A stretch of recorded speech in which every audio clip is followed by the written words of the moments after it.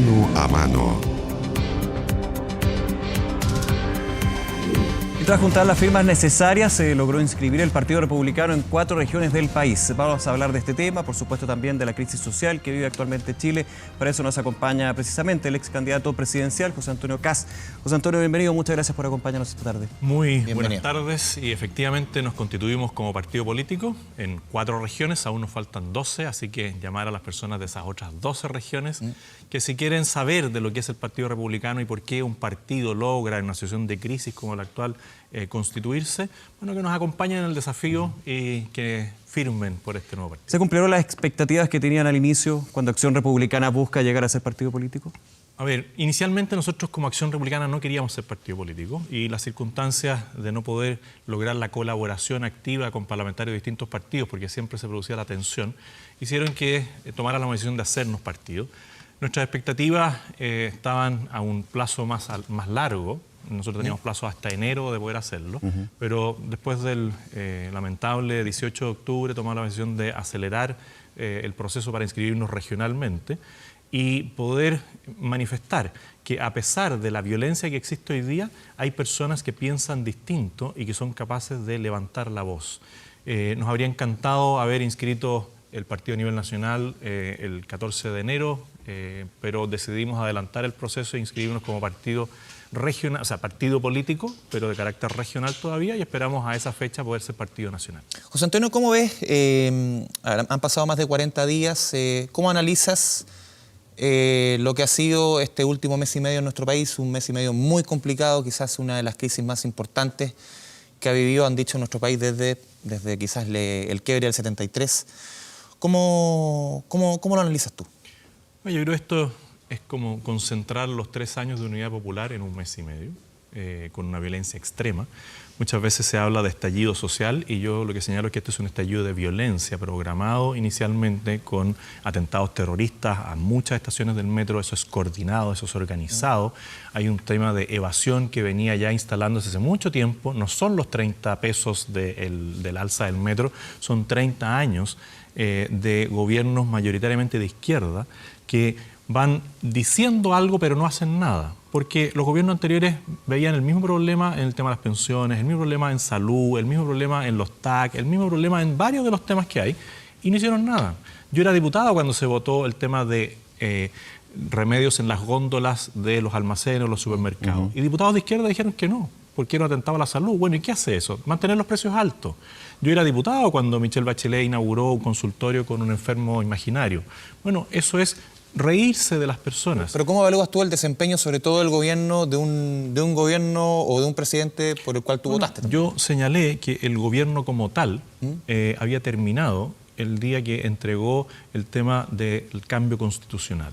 Porque claramente el gobierno presentó un programa de gobierno, tenía propuestas públicas, tenía proyectos de ley y todo eso tuvo que archivarlo en un cajón y ceder a la presión de políticos que fueron muy obstruccionistas durante el año y medio, ceder también a la presión de la violencia, y claramente ese proyecto de gobierno terminó. La duda es si Sebastián Piñera llega al término de su mandato o no. Y cada vez... ¿Tú tienes duda? Sí. Sí, y creo que muchos chilenos tienen dudas. ¿Sí? Cuando ¿Y tú quieres, que llegue al final de su mandato? Yo soy institucional. Yo he defendido al gobierno desde un inicio, pero claramente hoy día estoy en desacuerdo en cómo enfrenta la situación de violencia extrema. Yo no puedo ir un día a ver a la carabinera que fue quemada con una bomba Molotov y en la tarde a algún manifestante que fue herido, fue lesionado, ¿no es cierto? O puede ser un manifestante que estaba pacíficamente manifestándose. Bueno, pero tú no puedes estar bien con todos al mismo tiempo. Son todos ciudadanos. Tienes que dar una señal clara. Hay que tener un problema de violencia y los que controlan el orden público son los carabineros. Yo me sigo sintiendo orgulloso de la fuerza policial que tenemos en Chile. Ha sido por años destacada como una de las mejores policías a nivel mundial y por lejos la mejor policía de Sudamérica. Se transformaron esos mismos carabineros en un mes en personas descriteriadas, en personas que quieren ejercer la violencia porque sí. No es así. Hay situaciones complejas como la que ocurrió en San Bernardo, en Cinco Pinos, sí, pero ese carabinero tenía la intención de dejar ciega a una persona, no. Ese carabinero no ha dormido en muchas horas. Se habló también de la falla de los protocolos. Bueno, pero y también lo que ha sido la situación compleja de la institución desde el desfalco de Carabineros. Bueno, sí, pero eso era intendencia, no eran los Carabineros de la calle. No, pero que se suma también al cuerpo de generales que dejaron fuera. Se suma la salida de Villalobos en su momento. Huracán, caso Catrillanca, son elementos que se van sumando. Catrillanca, claro, cuando tú una fuerza policial como esta le sacas 20, 30 altos mandos y tienes que acelerar el proceso, no tienes proceso de inteligencia porque ha sido cuestionado el tema por el caso Huracán, claramente tienes una dificultad de gestión. Pero así todo, tienen una vocación increíble, increíble, y son reconocidos por la mayoría de los ciudadanos. Hay algunos que los cuestionan, políticos, comentaristas, una serie de personas que los cuestionan, pero la gran mayoría del pueblo chileno sigue admirando a sus Carabineros. José Antonio, te hago una pregunta desde el lado institucional, digámoslo. Tú has dicho públicamente que vas a encabezar la campaña del no en el rol en la próxima votación. Pongámonos en el escenario que gane el sí. Pongámonos en un escenario, más allá de las pretensiones que uno quiera. Sí. Tú, ya con el partido conformado, ¿tú vas a presentar listas para asambleístas? ¿Vas a participar? Siendo del no, ¿vas a participar obviamente con candidatos dentro del proceso constituyente? Sí, pero quiero decir primero que es muy importante el aclarar que la posición del no es negarse a que se puedan hacer cambios constitucionales, es decir, la verdad. Aquí las demandas sociales que se instalaron no tienen nada que ver con el cambio constitucional. Y cierto grupo de políticos es tan hábil que transforma las demandas sociales en responsabilidad de la Constitución. No es así. El tema de las pensiones es el decreto ley 3500. El gobierno de Michelle Bachelet, con la mayoría parlamentaria que tenía, lo podría haber cambiado y podría haber terminado con el sistema si hubiesen querido. No quisieron. Pero en la práctica, ¿cómo ustedes van a participar en ese escenario que nosotros instalemos el no? Y yo creo que va a ser un resultado sorprendente. O sea, yo creo que hay más personas cada día que se dan cuenta de que el problema no es la Constitución.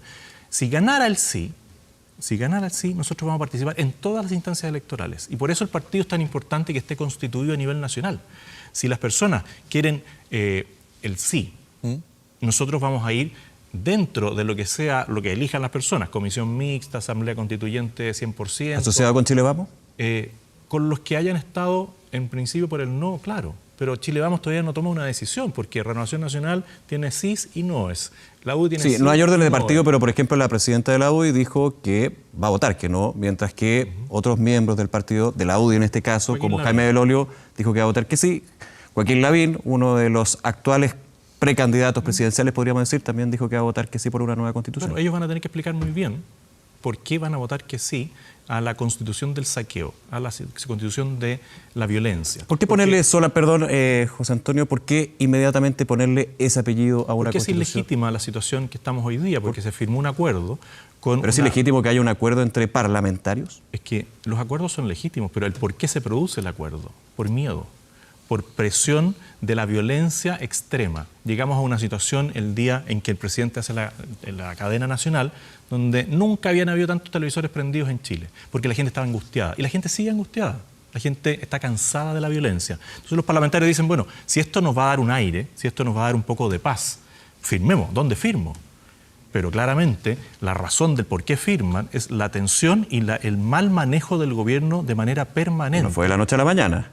Por eso, el mal manejo permanente del gobierno en situaciones de orden público.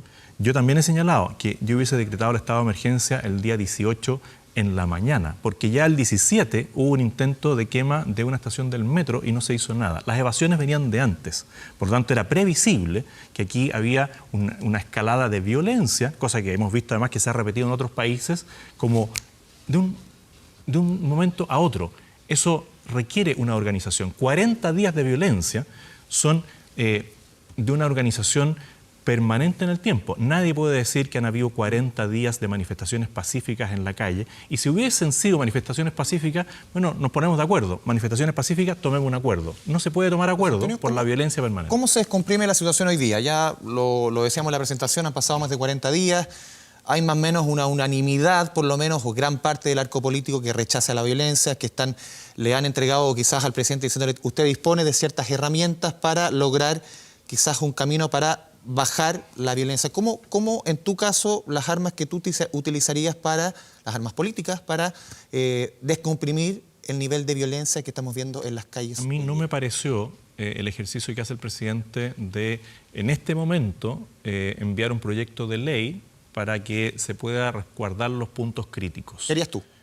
Habría decretado el estado de emergencia hace bastante tiempo. ¿Cómo conjugas esto con el tema de derechos humanos? Porque hemos sido testigos de decenas, de centenas de casos relacionados con violaciones de derechos humanos. ¿Cómo se conjugan ambos factores? Bueno, por ejemplo, el gobierno, a mi juicio, comete un error al decir que Carabineros tiene una semana para informar o responder el informe de los derechos humanos. Si hay algún caso de exceso que no son reiterados ni programados, no hay una directriz de la institución, no hay una forma de ser de los Carabineros que quieran violar los derechos humanos. Si se da un caso puntual de abusos, bueno, tenemos una fiscalía, tenemos tribunales.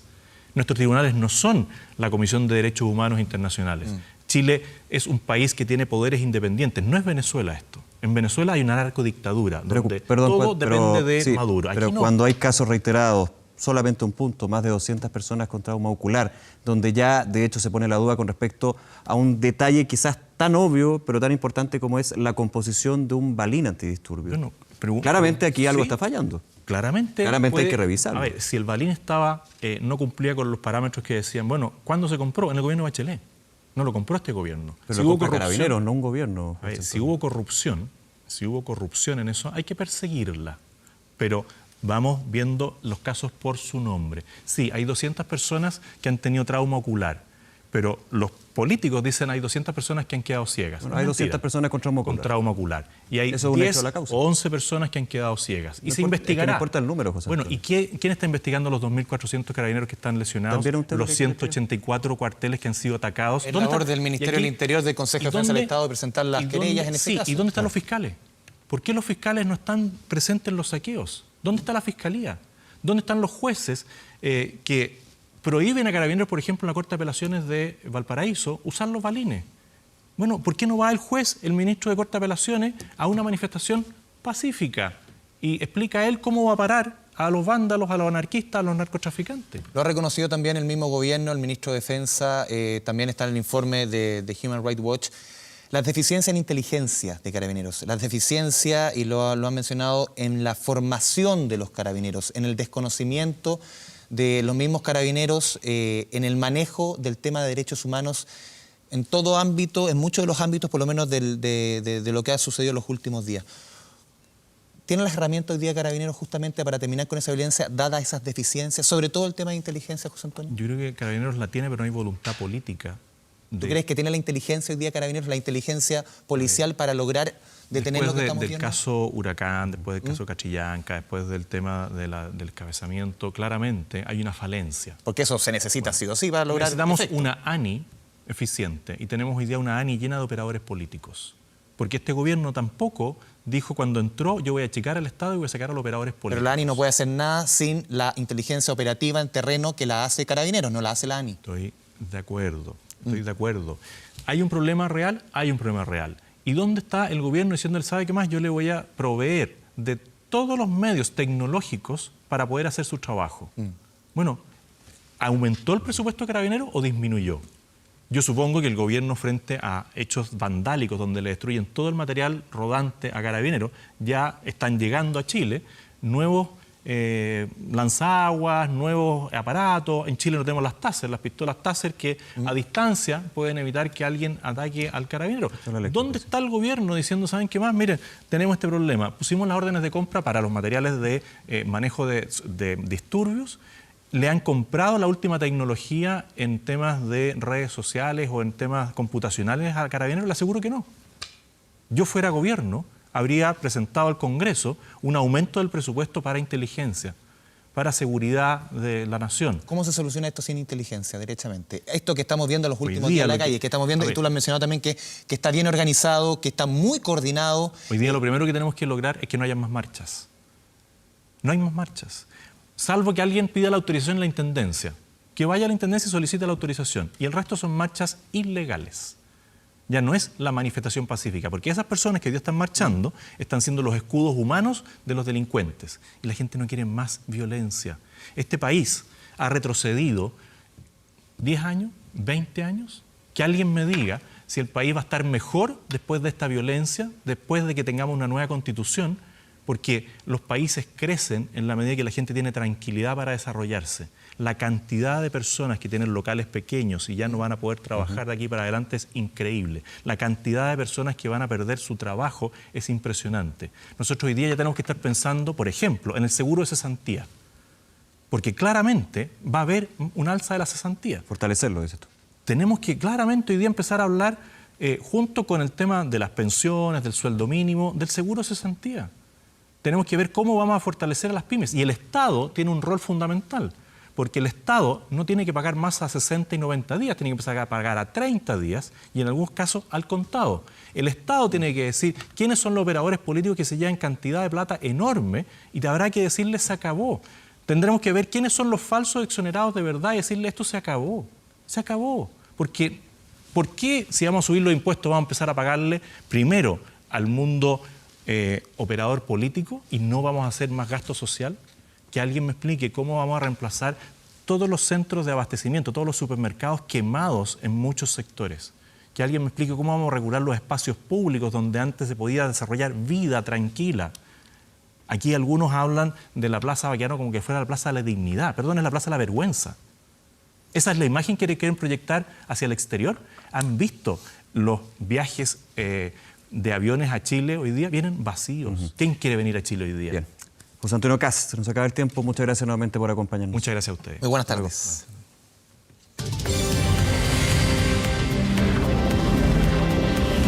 Mano a mano.